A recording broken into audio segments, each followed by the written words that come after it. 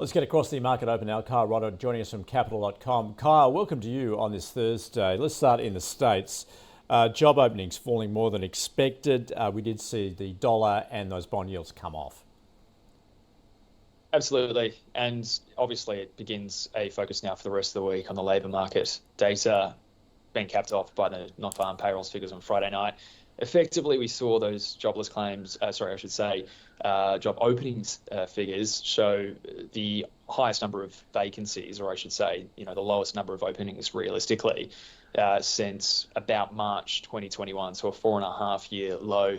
And it's just another signal that both demand for labour is reasonably soft, and at the moment the supply of labour, an impact to it, is one of the few things that's keeping the unemployment rate reasonably low. So as a result, we've sort of seen the dollar come off. We've seen the markets now price in about a 96% implied probability of a September rate cut. And it all kind of sets us up for this non-farm payrolls release, where if that comes in a little bit weaker than expected, this time next week, we could be going into a Fed decision. Obviously, in a week after that, there could be strongly considering a 50 basis point cut again if the data continues to unfold the way that it is. Yeah, in fact, we heard from FOMC member Christopher Waller overnight saying we need to start cutting rates at the next meeting, just reinforcing that view that it may well be coming.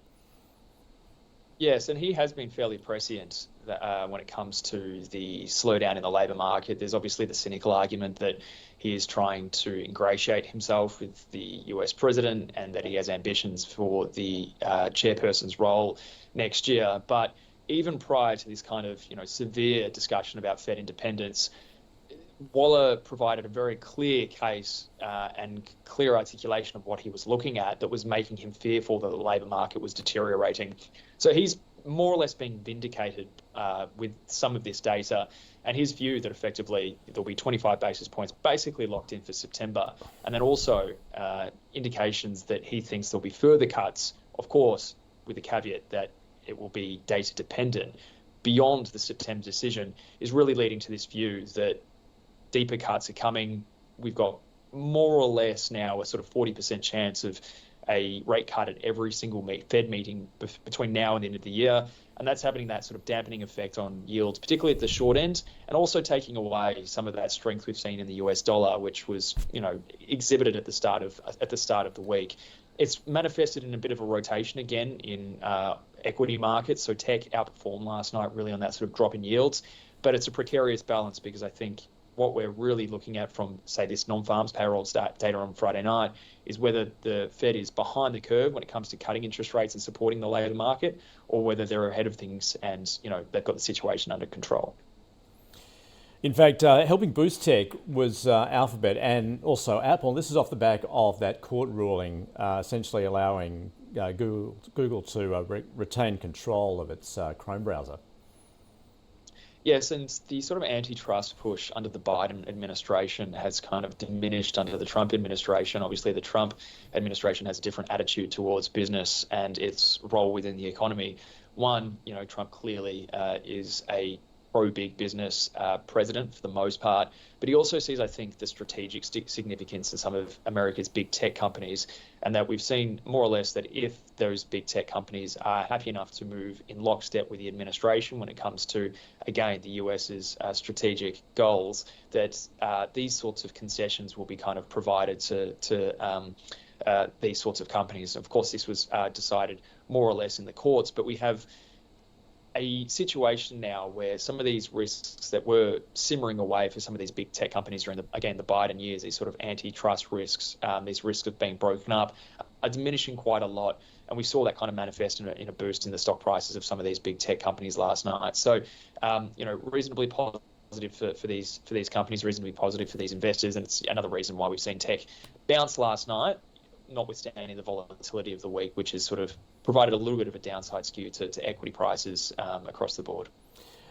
Now, just refocusing locally, Carl, we did hear from Michele Bullock last night, speaking in response to obviously that bigger than expected GDP read we got yesterday, pointing in fact to the fact that consumers are clearly spending more, casting doubt obviously on the future of rate cuts here. Yeah, and we did see the rates curve lift quite significantly yesterday. It was a move that has already been underway and has been following global rates markets over the last, say, week or so. But now we've got, say, a 90% chance of a November cut, whereas before it was, fully baked in before the GDP figures. December is now the first meeting in which a cut is fully baked in. And if you had the curve beyond that, the markets are really only discounting, a 50-50 chance that a second cut in 2026 will materialize. At the moment, you could probably put it as sort of 60% implied probability.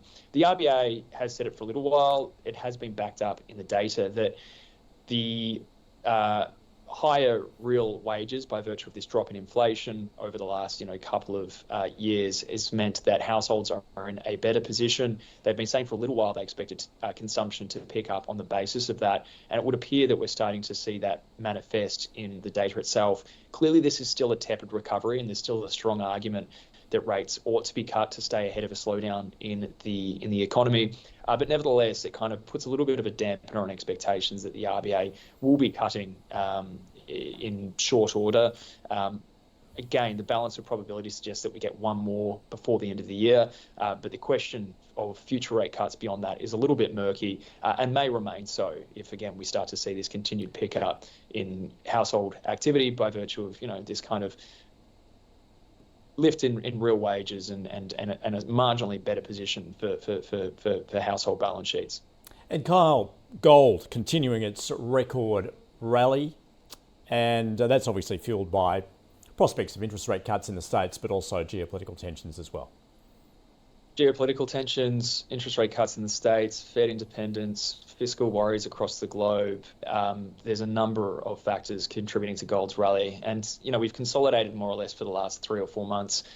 When it comes to the gold market, we've finally had this breakout. So with this data last night boosting the case for a rate cut in September, and you throw in, again, all of these questions about, institutional credibility, profligacy from governments right across the globe. We obviously focused on the United States and the sort of risks fiscal settings there are having on global markets, but there's the political situation in France, which is also having a bit of a downward impact on bond prices there, or the price of sovereigns.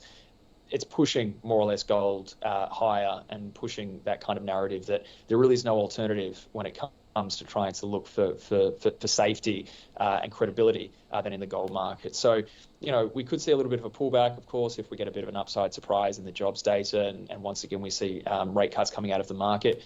But the tailwinds are blowing very strong for gold, and there's every chance that if history is any guide, when we do get these sort of breakouts after periods of consolidation, gold tends to run pretty hard for a little while after that.